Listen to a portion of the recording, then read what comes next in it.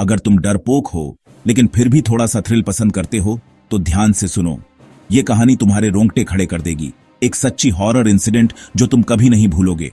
2018 में राहुल, एक civil engineer, को राजस्थान में एक पुरानी हवेली रेनोवेट करने का काम मिला।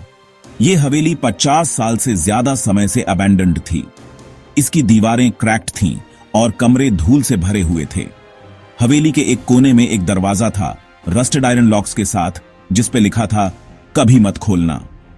यह दरवाजा हमेशा बंद रहता था और किसी ने इसे खोलने की हिम्मत नहीं की थी। लेकिन राहुल का क्यूरियोसिटी उससे ज्यादा स्ट्रांग था। उसने सोचा कि शायद इस दरवाजे के पीछे कुछ महत्वपूर्ण हो सकता है जो हवेली के रेनोवेशन में मदद कर सकता है। एक रात ठीक 3 बजे राहुल ने ताला तोड़ने का फैसला किया। उसने अपने टूल्स उठाए और दरवाजे के पास गया। ताला तोड़ते ही दरवाजा धीरे धीरे खुला और अंदर एक पिच ब्लैक कमरा था। कमरे के बीचों बीच एक लाइफलेस फिगर पड़ी थी। राहुल ने जैसे ही उस फिगर को देखा, उसका दिल जोर जोर से धड़कने लगा। अचानक उस फिगर का सर घूमा और उसने विस्पर्ड किया, "You shouldn't have opened the door." Rahul के रोंगटे खड्डे हो गए और वो डर के मारे पीछे हट गया। उस रात से राहुल की जिंदगी एक नाइटमेयर बन गई। उसे हर रात डरावने सपने आने लगे। वो शैडोज और विस्पर से घिरा रहता था। अगली सुबह जब राहुल ने उस दरवाजे को देखा तो वो फिर से बंद था और उस पे राहुल का नाम कार्व्ड था। ये देखकर राहुल के होश उड़ा गए।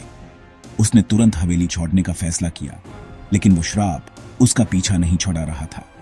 शैडोज और विस्पर्स ने उसकी जिंदगी को नर्क बना दिया था। राहुल ने कई तांत्रिकों और पंडितों से मदद मांगी, लेकिन कोई भी उस श्राप को नहीं हटा सका।